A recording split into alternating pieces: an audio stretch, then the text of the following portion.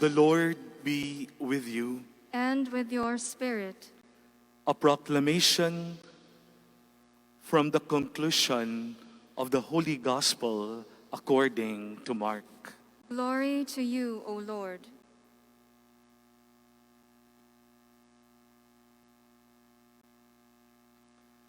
Jesus said to his disciples, "Go into the whole world and proclaim the gospel to every creature.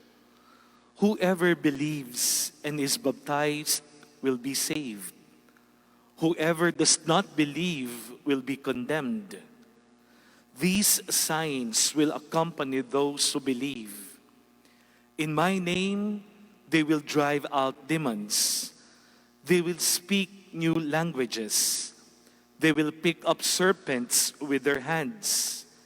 And if they drink any deadly thing, it will not harm them. They will lay hands on the sick, and they will recover." So then the Lord Jesus, after he spoke to them, was taken up into heaven and took his seat at the right hand of God. But they went forth and preached everywhere, while the Lord worked with them and confirmed the word through accompanying signs. The Gospel of the Lord. Praise to you, Lord Jesus Christ.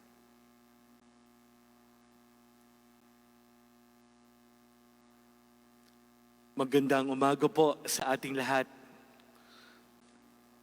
Good morning sa ating mga online viewers. Salamat sa ating Panginoon Diyos dahil tinipon muli niya tayo dito sa Megamall at sa ating online viewers, kasama po namin kayo dito. Before I go to my reflection, I'd like to invite all of you to place in the center of our prayer this morning the whole world as we are bombarded by several crises. But specifically, I like to place India, ang bansang India, as they go through this great impact caused by COVID-19. Secondly, we also include Israel. May peace really reign in the hearts because there are many people affected by this war. Third, we include our beloved country. We don't only have the crisis caused by COVID-19, but a political crisis also. And I think that is good to mention. Today we are celebrating Ascension Sunday. And it's but proper to merge what is happening now in the world in this Ascension Sunday. Para bang sasabihin mo, Father, ang dami-dami nangyayari sa mundo. Meron pa bang pag-asa? And maybe in your own families, you would say, ang dami-dami nangyayari sa pamilya ko. Meron pa bang pag-asa? Di ba? Sino ho dito sa atin o yung mga naka-online ang gustong mapunta sa langit? Taas ang kamay. Mas mataas, mas pupunta sa langit. Yan. Huling tanong ko na po yun, hindi ko natatanungin. Yan, mapunta sa langit, very good. Down, ang dami, very good. Maalala ko yung mga bata doon sa aming mission area, naglalaro minsan. Ang laro nila ganito ay, langit, lupa. Alam niyo yung kantang yun, di ba? Ulit ko ha. Langit, lupa, impyerno, impyerno. Tapos iikot sila. Tapos maghihiwalay. Langit kami. Yung iba, sige, lupa na nga ako. Yung isa naman, napunta ka sa impyerno. Tapos iiyak siya, ba't ako nandito sa impyerno? Dapat gusto ko lagi sa langit. Di ba? Lahat tayo, all of us would like to go to heaven. No one, even a child, don't like to go to hell o dun sa impyerno. Kasi alam natin, in our mind, in basic catechesis would say, in hell, there is this fire and you will not be happy. True happiness can only be found in heaven. Kaya lahat tayo gusto natin mapunta ng heaven. O huling tanong, sinong gustong mapunta ng langit? Oh, natakot kayo, no? Okay. That's really true. We all would like to go to heaven. And some questions would be like this. Will I really go to heaven?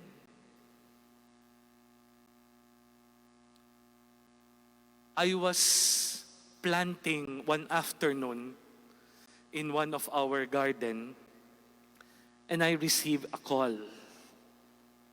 A call from an unknown number, but she introduced herself as a sister of a friend of mine who died.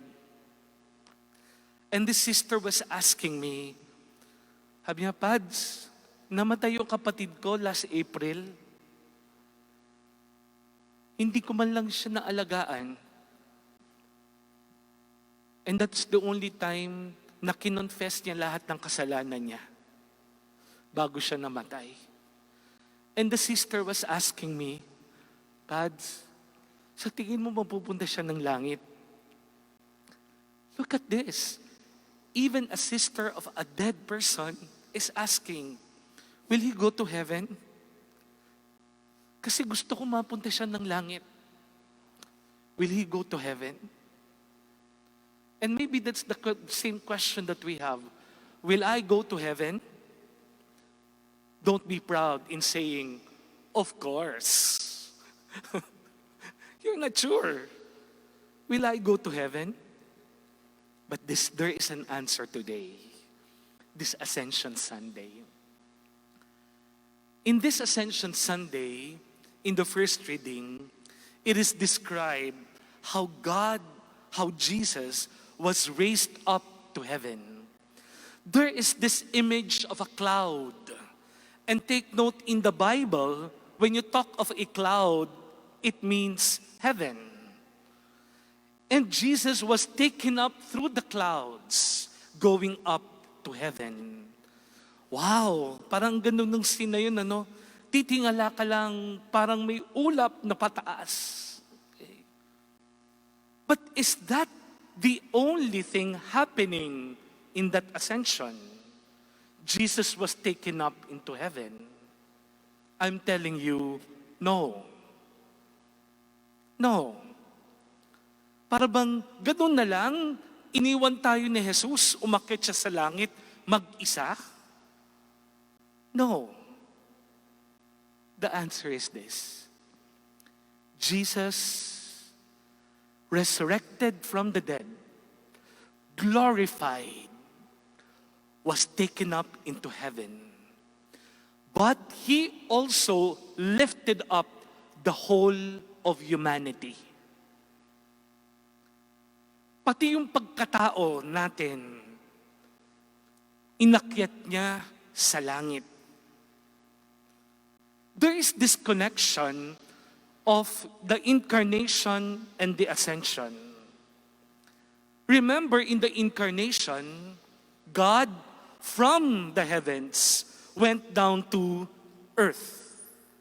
And He assumed being man, flesh, body. Diba?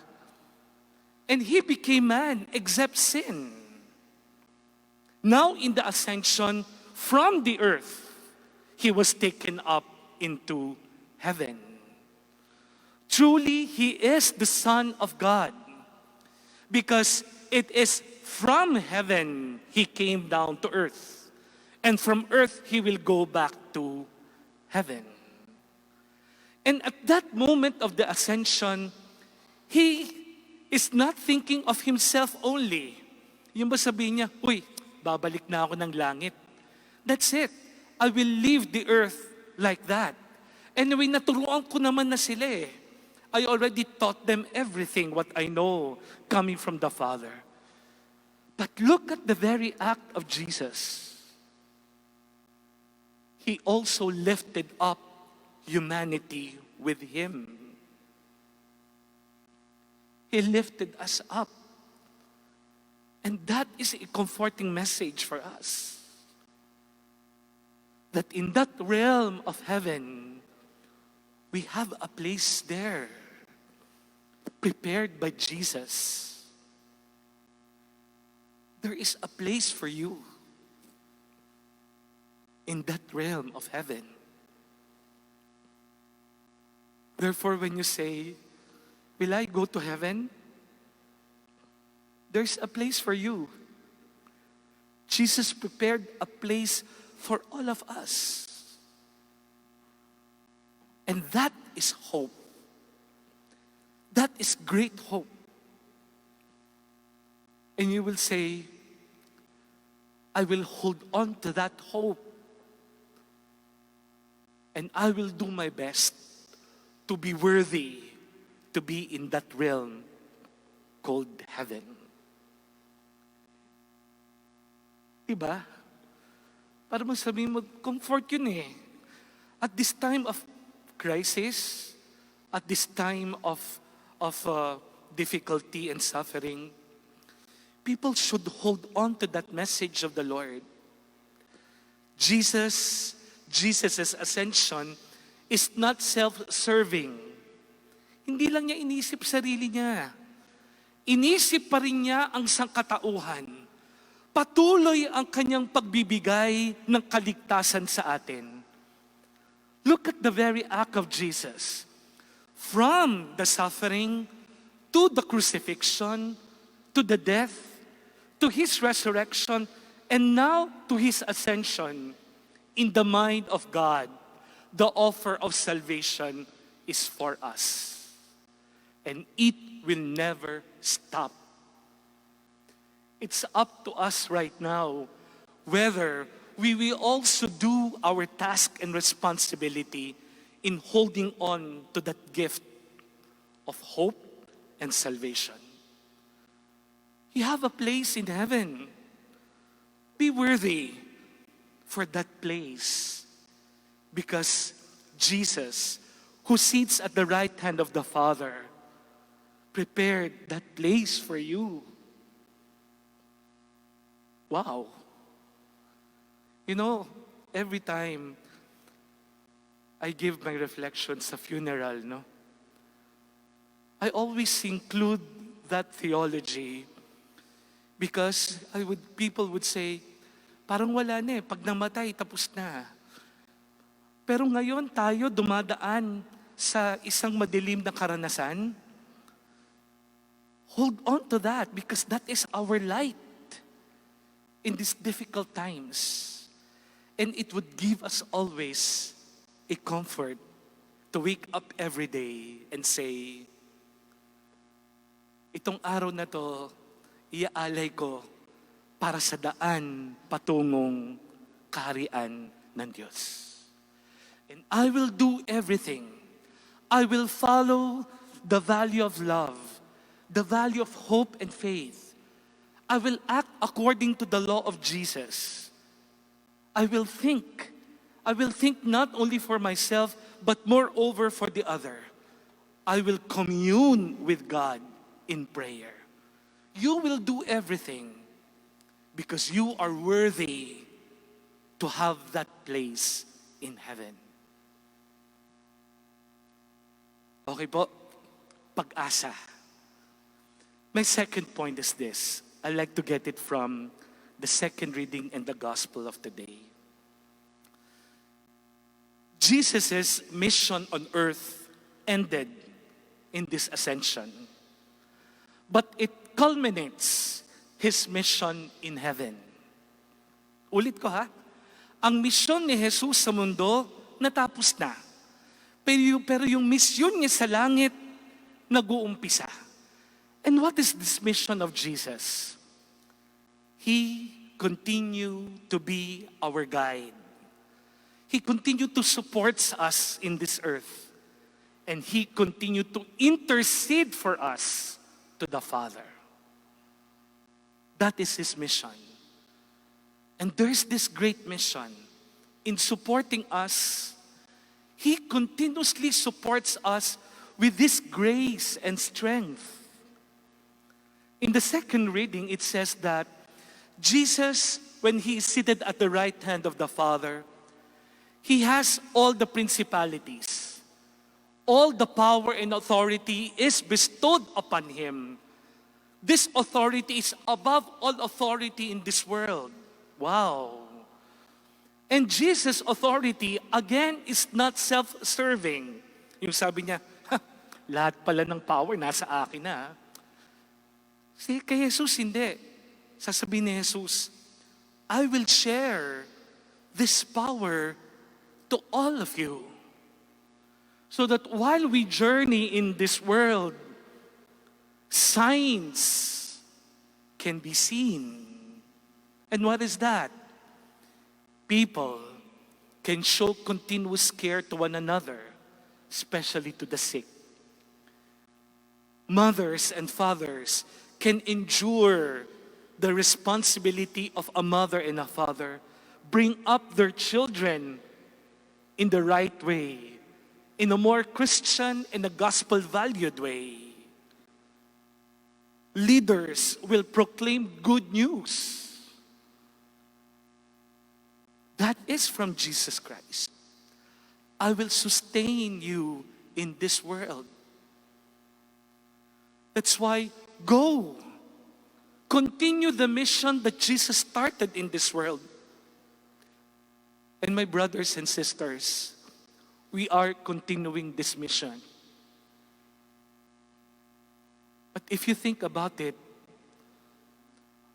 Pads, yung mission dito sa mundo, hindi ko makakayanan yun kung wala ang grasya ng ating Panginoon. Am I right?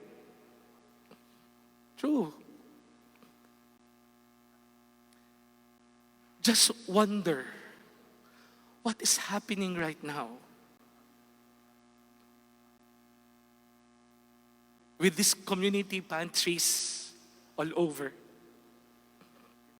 Even with all the criticisms around. That is the mission of Jesus, continued to take care of one another.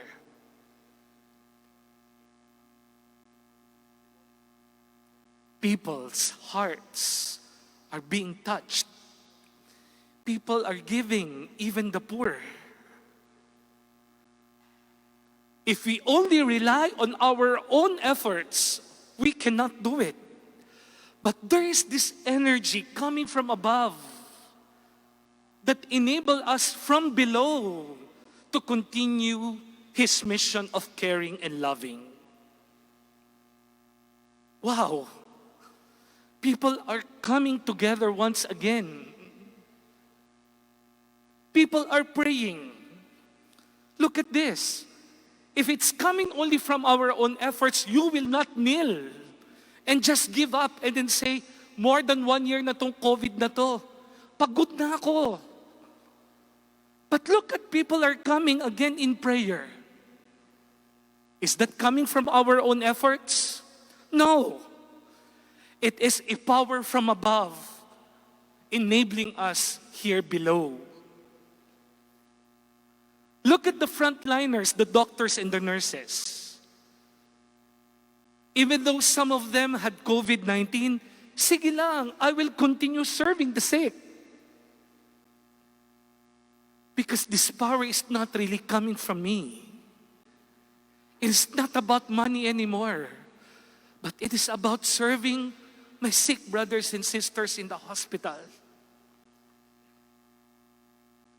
It is the power coming from above, enabling us here below. Ascension is all around us. The gift of Jesus is all around us. And that should always be a source of hope for us. Parents, you're struggling to meet the needs of your children. Come to think about it, it's not coming from you anymore. Sabi niyo, Pads, pagod na ako eh. Pero habang nakikita ko yung anak ko, there is this energy in me that I have to work and give security for my children. That is a power not coming from you anymore. It is a power coming from above, enabling us here below. Jesus truly intercedes and supports us and accompanies us every day. Thanks to Jesus Christ. Thanks to God, our true hope, our true glory. And thanks to God, because He is our light and our love in this journey. Let us be the ascension to one another. Okay ho? Let us be our hope. Pag nakita ko si brother dito sa Megamall, nabibigyan ako ng pag-asa. Nakita ko ulit. Regular siya eh. Malusog siya eh. Pag nakita mo nanay mo, pag-asa mabibigay sa'yo. She is the ascension of our life. Pag nakita mo anak mo, pag-asa yun eh. Lumalaban yun para sa'yo. And let us be open to the grace from above given to us here below.